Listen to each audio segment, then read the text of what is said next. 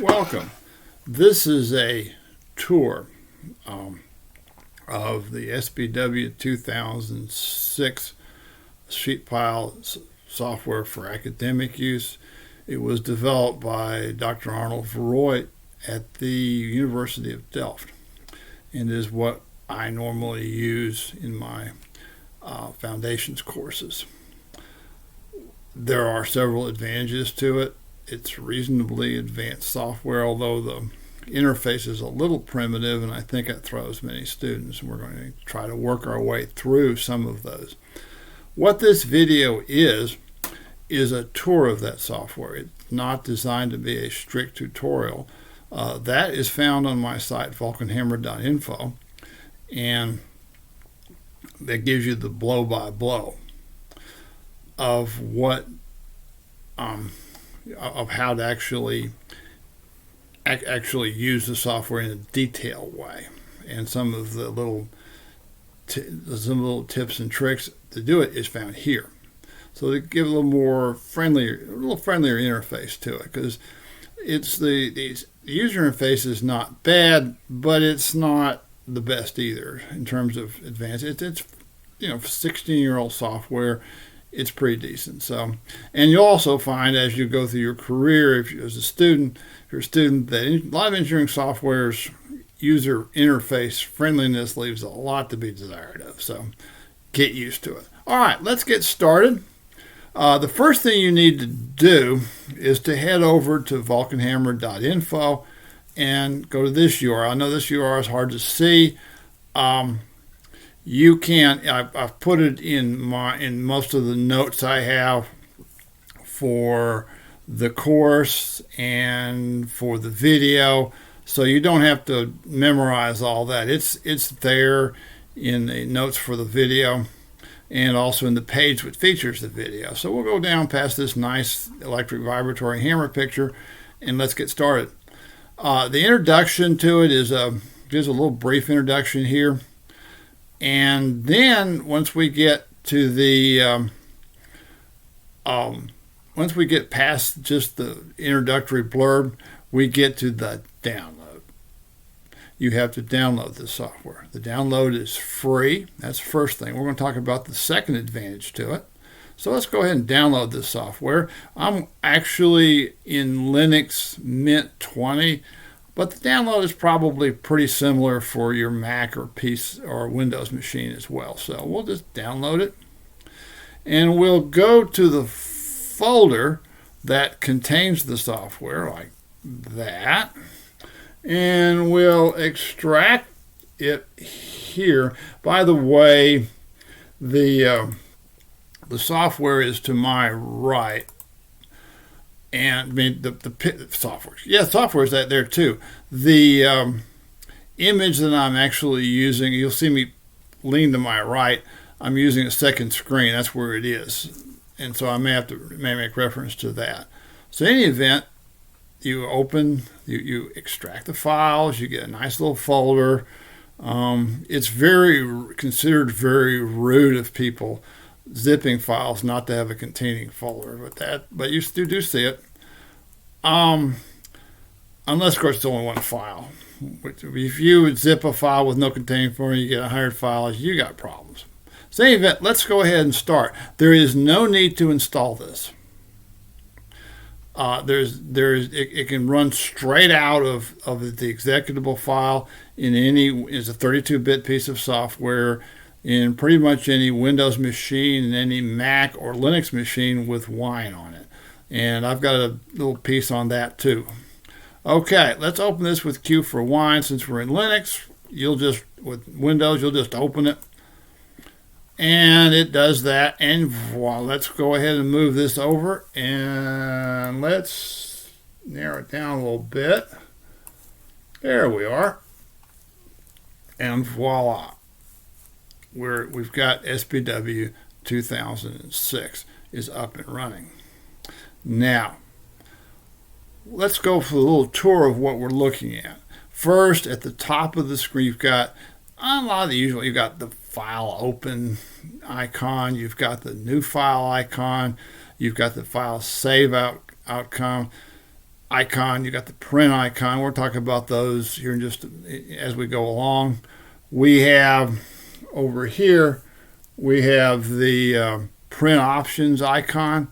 We have the let's see, we've got the layers icon, the anchors icon, which we'll talk about, the axial forces. Sheet pile manufacturers have been trying for the last 20 years or so, 25 years actually, to convince state DOTs in the United States to use sheet piling not only for lateral loads, but for axial loads. Their success in that has been limited, let's just put it that way. In Europe, it's more common. And it makes perfect sense on an abutment to do it that way. Then you've got the profiles. That's the shape of the sheeting, and I discussed that in my lectures. The sections or layers, we'll talk. The graphical, we'll talk about that. And then we use this to compute the little calculator here, and these are output and the manual. Let's look at the manual first of all. And like I said, this thing doesn't want to cooperate with me very well. This is a little brief manual of how to use the software, and I would strongly suggest that you use it. It's got one page, and then it has 2 pages, and then it has. But this manual gives you all of the all the meanings of the variables, the passive side, the active side. In marine, now just be careful. This is the active side and the passive side. You get into theory of sheet piling, you realize that's strictly speaking only true for this side.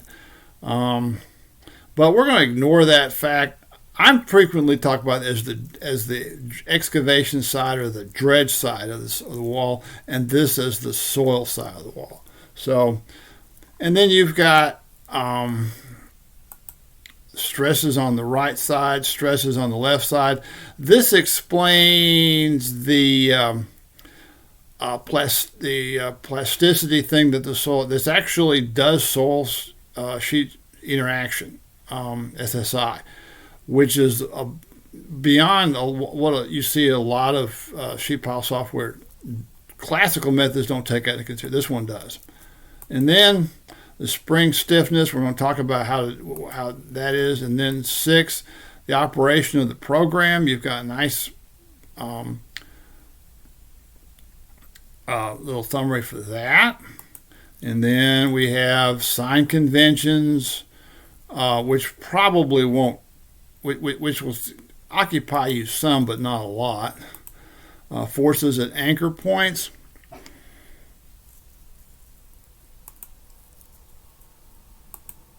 Axial forces, which we're not going to deal with in this course. In my foundations courses, we don't deal with, let's put it that way. And then validations. Okay.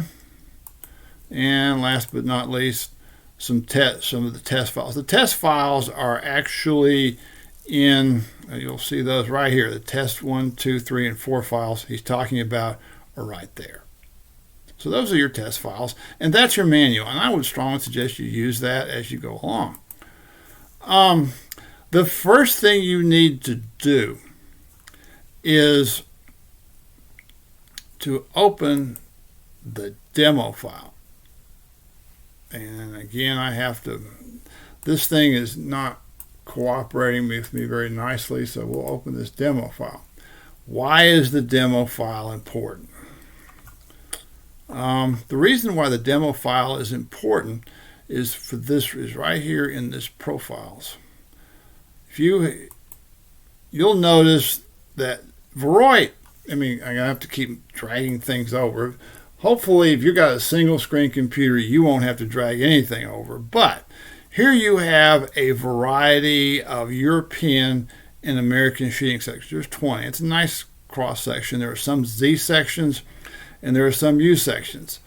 That's significant because of the way in which Americans versus Europeans analyze things. And I get into that both in my foundations lectures and in the formal tutorial for it. So we're going to basically take a European approach to this problem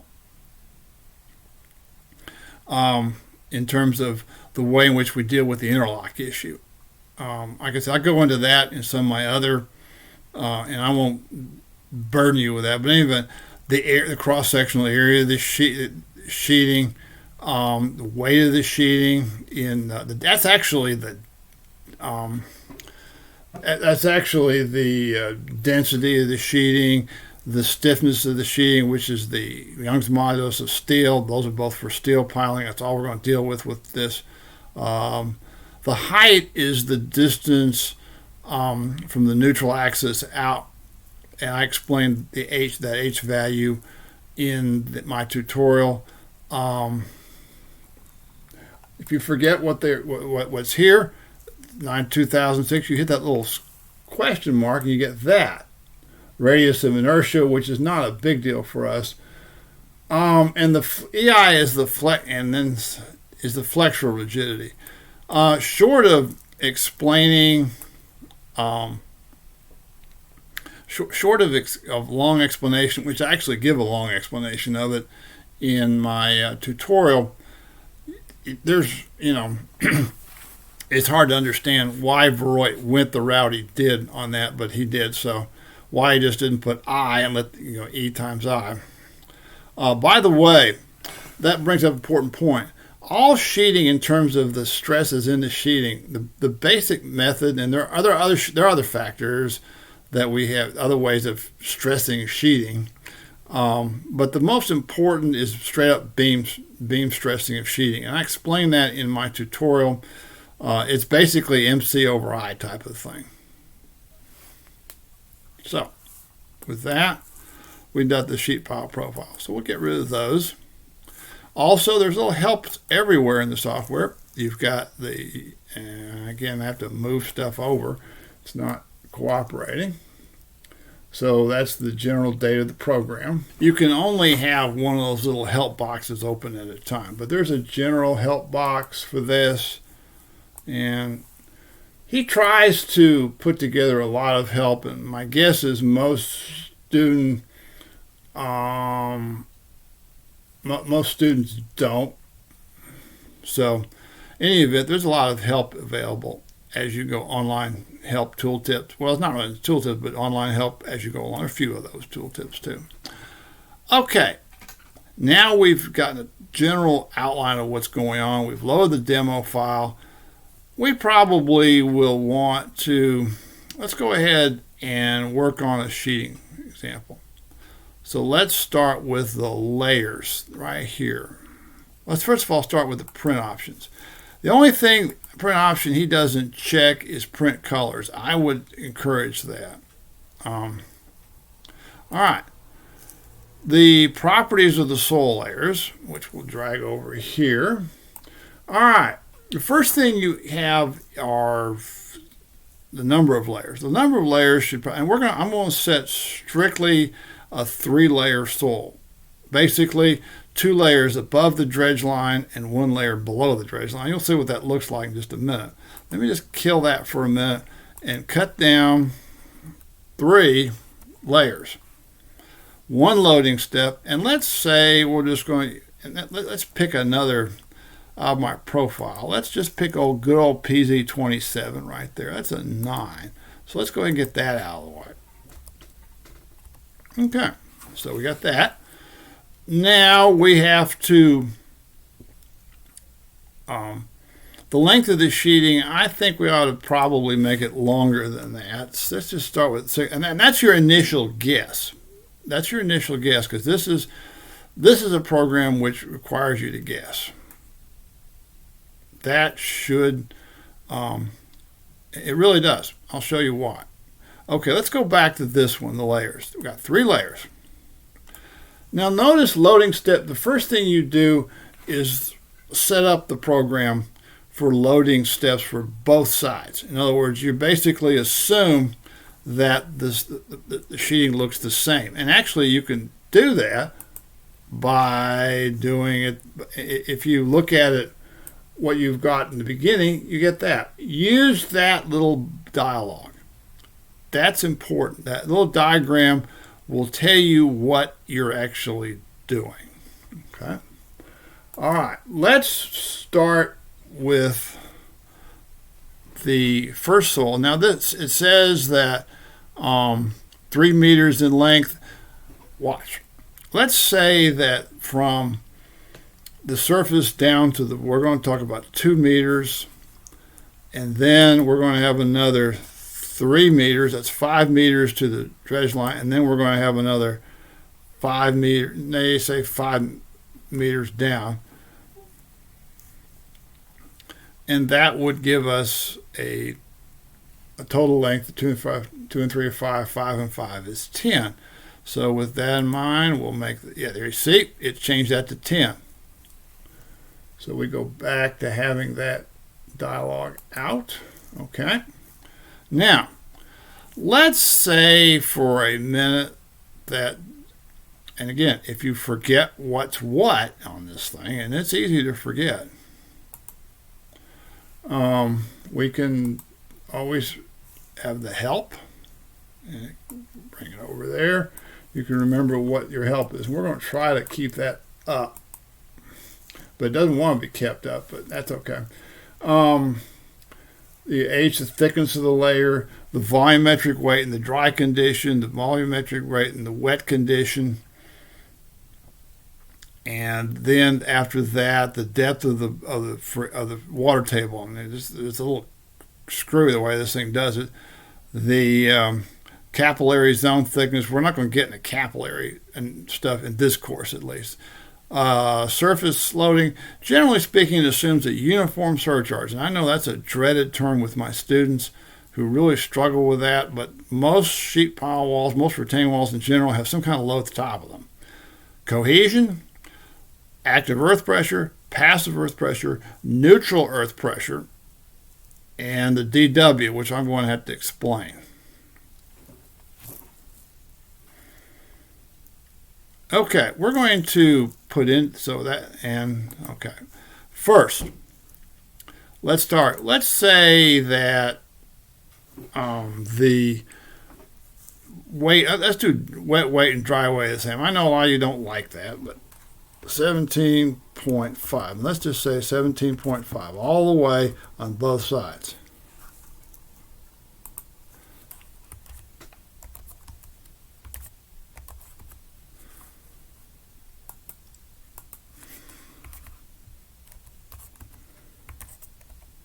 Okay. The water table depth is 2 meters because I said basically you should always put a layer boundary at the water table. And we're going to do something interesting, and we're just going to start off with both sides the same in step 0. So let's just do 2, and we want 2 on both sides. No capillary. Let's just put 10 there. Now, you don't always have to do that. It can be another value. It's just that we're just going to say it's got a uniform surcharge loading of 10 at the surface, 10 kilonewtons per kPa at the surface. Now, this Ka and the Kp, this is important. I'm going to assume 2 things about this problem. First, that all the soil is the same, pretty much.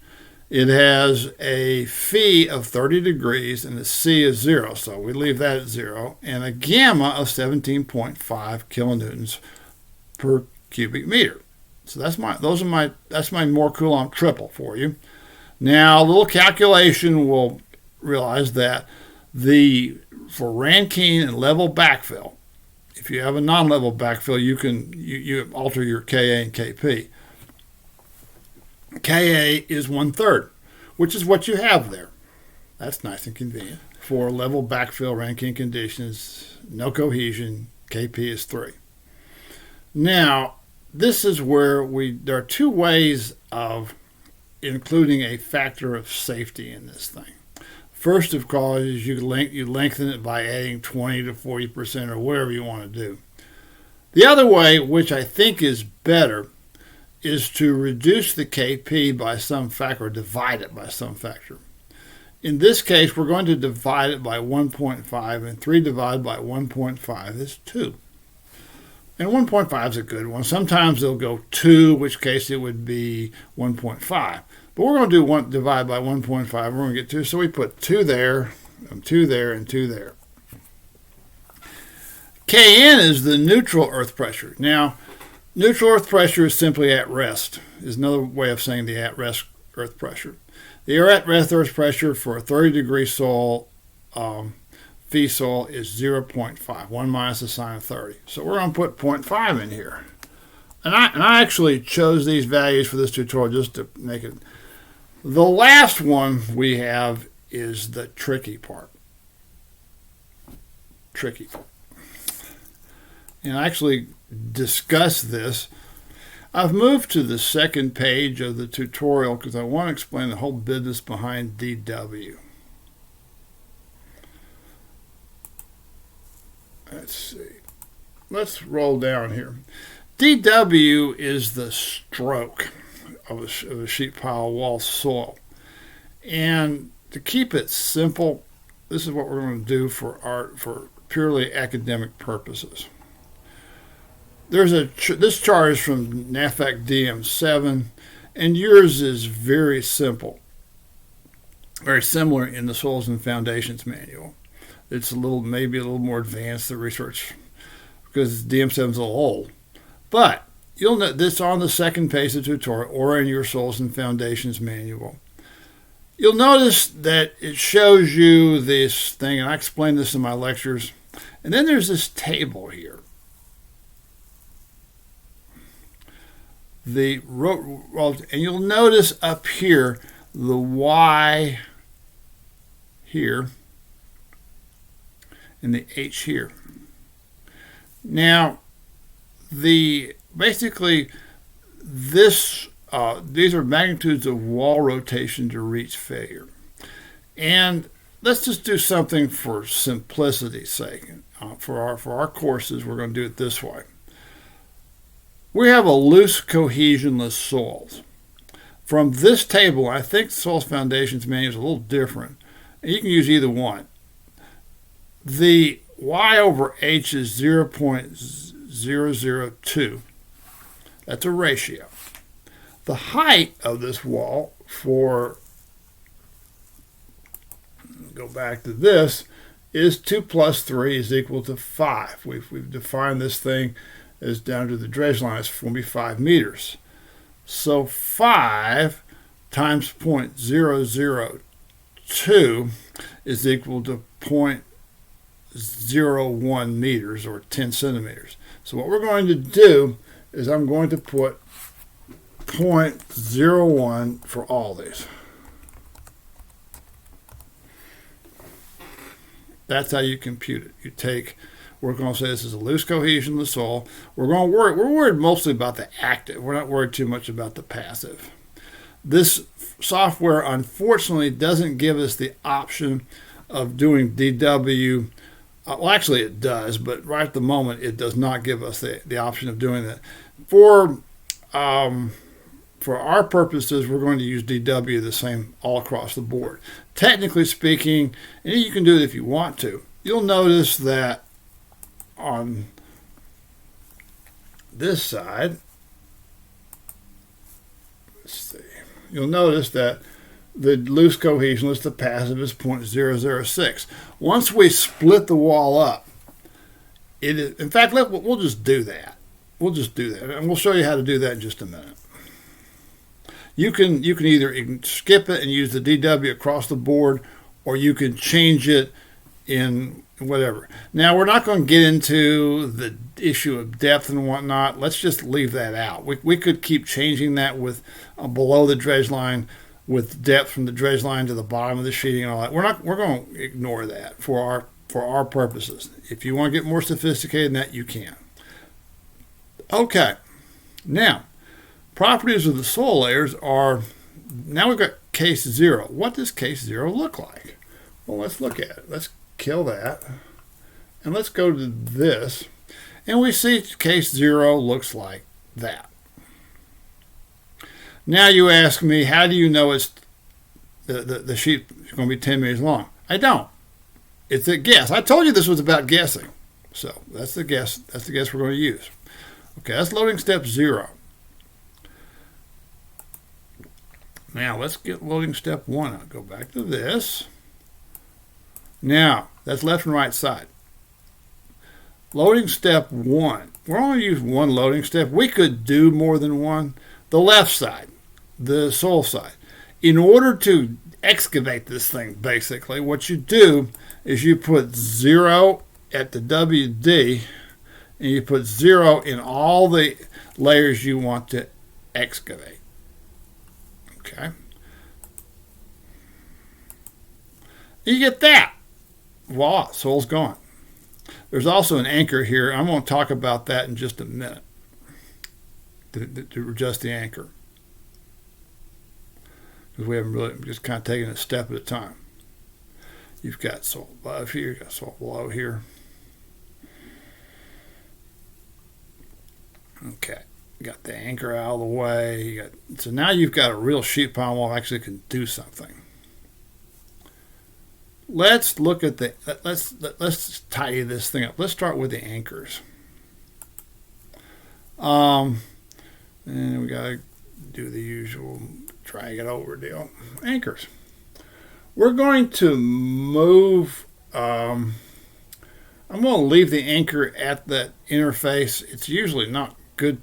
One of the things you have to do with an anchored wall is to put a layer division at the anchor. The one thing that confuses students, and I actually talk about this in the tutorial, is FA. Okay, let's go with a very stiff anchor.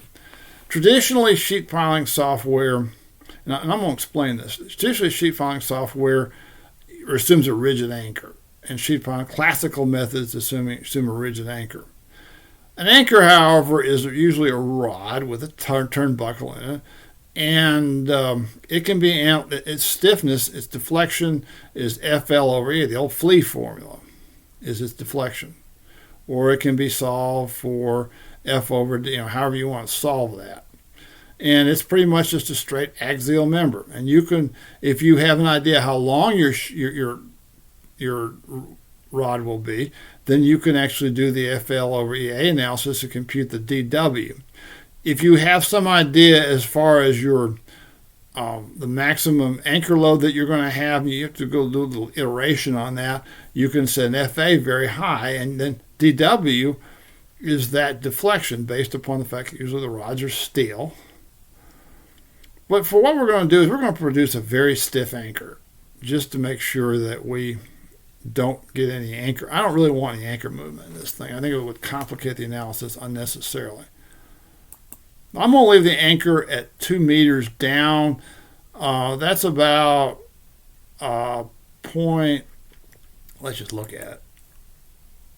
That's about 0.4. A quarter of the way down is not unusual. I've done a lot of long analyses of that elsewhere, and we won't go into that. But anyway, my anchor's set. I've got an anchored wall. There's a couple of things I'm going to do.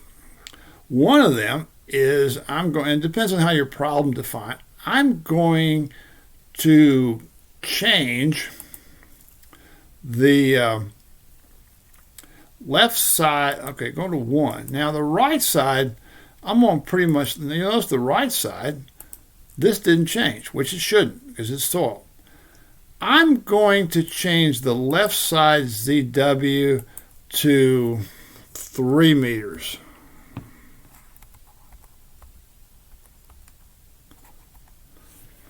In order to create an unbalanced hydrostatic force.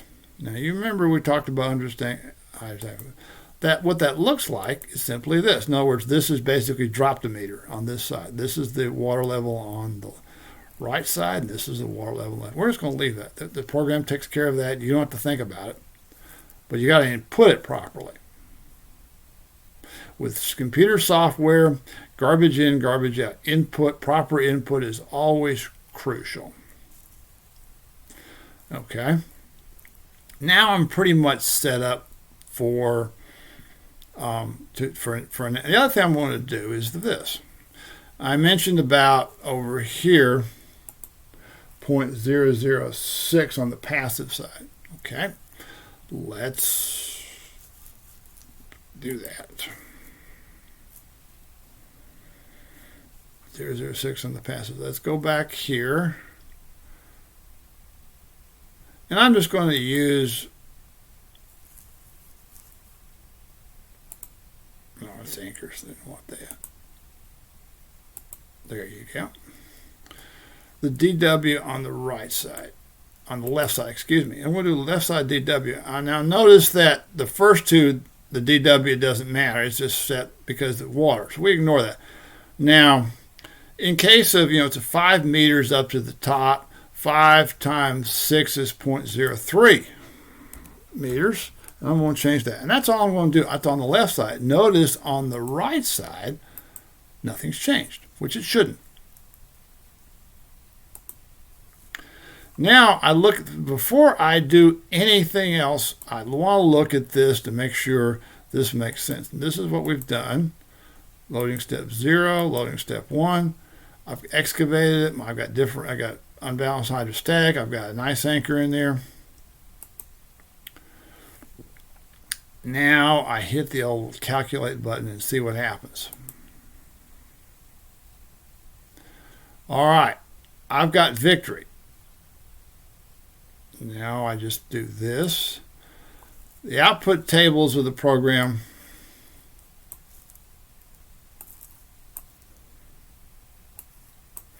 show you, and again, you can actually let's just do this. Z is depth, the lateral displacement of the pile, the bending moment, the shear force just above and below. The only place that really is a big deal is the anchor force, the concentrated force at the point. That's the anchor force. There's only one place where you've got an anchor force, and that's right here at 2 meters. That's your anchor pole. And then the resultant soil pressure. You got all that stuff. That's the output tables. And at this point, one thing I want to do is to save my work. So we'll save it. So we have to save. Now I've saved it as the, let's see, now I've got to come over here. And let's change the name to, let's see, example. And then we got it. All right. Now our work is saved. The other output we have is the graphical output. And it looks like this. Drag it over there.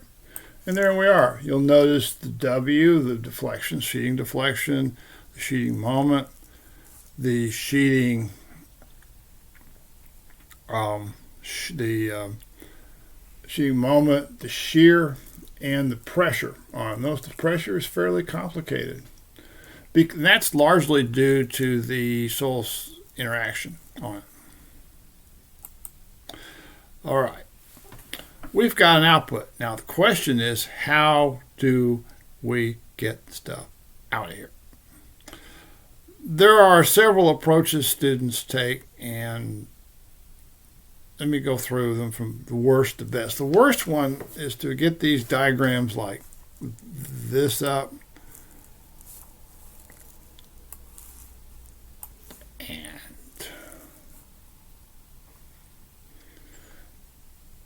this up, and they will, in some cases, in some cases they will actually get their camera phone out and take a picture of the screen with that on it. That's very 80s, people. I don't really want to see that. I don't think anybody else wants to see it either. The second, of course, is do a screen grab of those. That's a little better. The problem is that the output table here doesn't show the whole thing. The diagram here does. The output table does not. The best way to do it is to print your output out. And you do that in this way. Now that we've computed it. Now I've got this computer set up for PDF output. I would strongly suggest, particularly since I require first of all, you should do PDF output so you can look at it before you print it and kill a lot of trees and waste a lot of paper. You should also, with that, the other thing is the fact that it's also with electronic submission of homework, which I require, the idea of printing it out and then scanning it and sending it back is that's also I've been blowing Acrobat documents out of computers since the late 90s. I mean, come on. I've been doing Acrobat print since the late 90s. So let's catch up with this. The printer interface I'm using on this particular computer is called CUPS. CUPS is the same system the Macs use. It's a open source, generic Linux, Unix, and Mac is a Unix-based system. It comes from FreeBSD for printing. And so therefore I have to find where it is. And actually we're going to start with,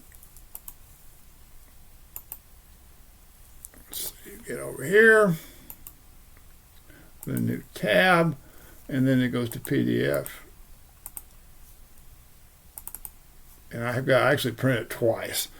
So I'm going to go ahead and start it. And you see what I've got here. It's got the printed data is much nicer than it is trying to do screenshots.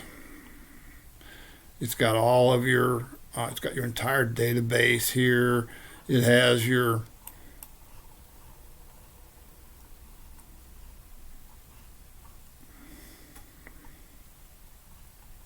sort of thing. All your output.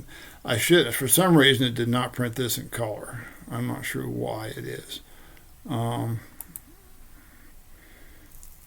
zoom out. Make it a little smaller. Okay.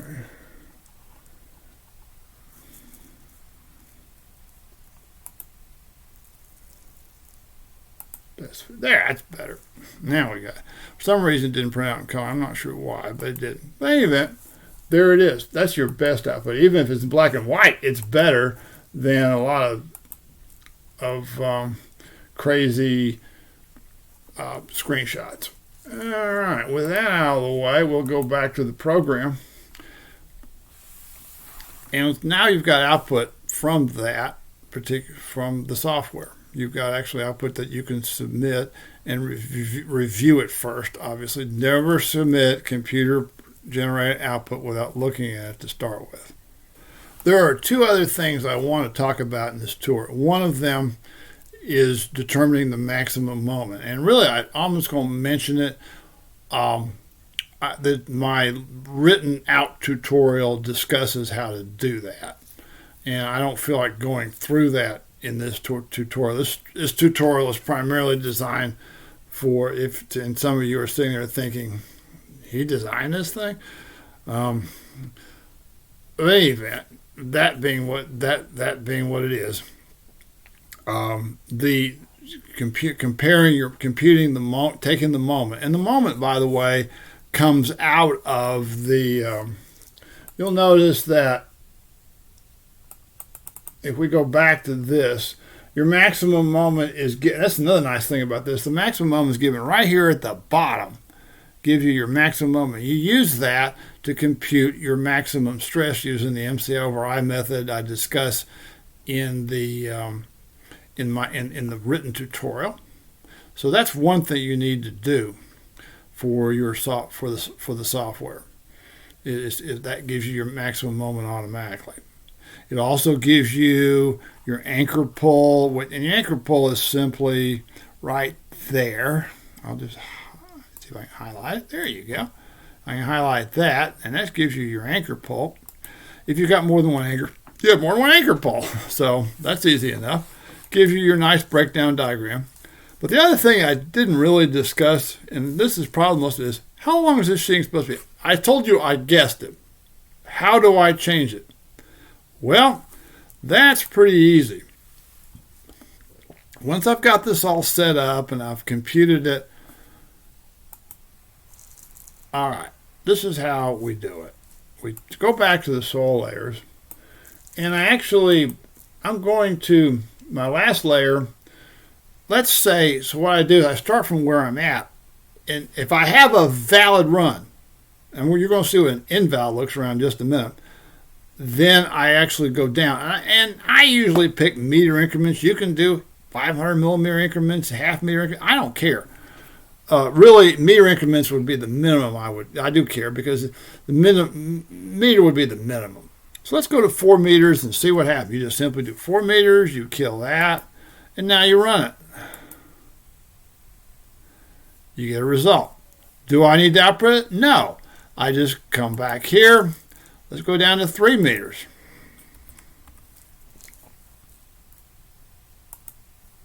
And I run it again.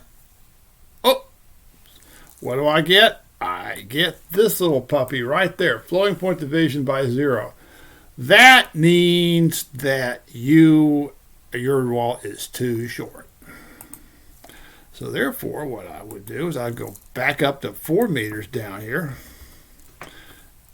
And by the way, it automatically adjusts it there. You can watch that, and then you run it again. You get results. You print it out using the old CUPS PDF. And I print dialog over here, the old CUPS PDF. And you get that new job, and you get, notice that it's a profile from catalog. The length is 9 meters. You now have the that's the step 0 and the step 1, but now you've got 9 meters, so you can see that. And that pretty much is it for the software. Now the other thing I want to do, there's one more thing we're going to do, and it's something I actually explore in a theoretical way, but we're going to do it in a practical way.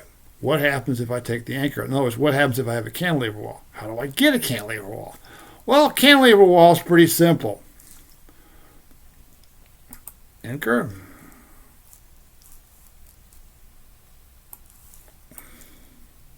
Go loading step 1. All right, I've got this. I'm going to set that to 0.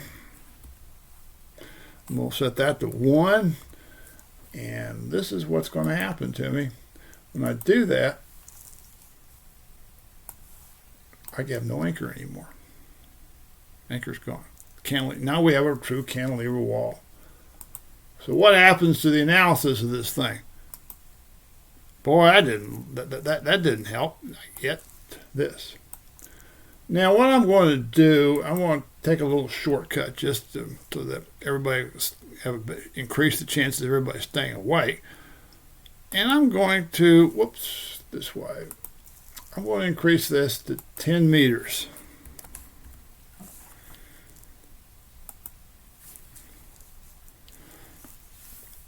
And we're going to look and see what that looks like. That's what that looks like. Loading step 0, loading step 1.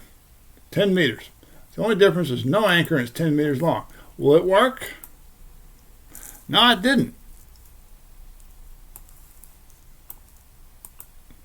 So what do? Well, what I'm going to do is I'm going to make this, say, 12 meters.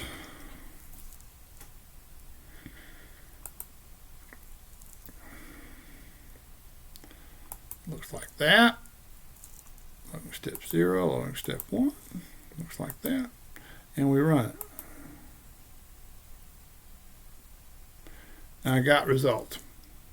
It didn't squawk on me. And I look at the results. I'm just going to look at real quick at the output graphs. Maybe I can go to 16. Maybe I can't. Let's just try it. You know, every meter counts when you're paying for sheet piling. I'm sure I don't want to see it out of 11. And then I run this. Oops, I didn't like that. See? So I go back to 12. That's the wrong one. Do this one. Go back to 12.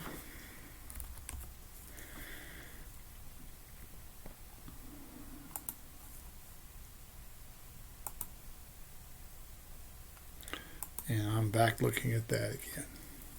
And of course, I can print this out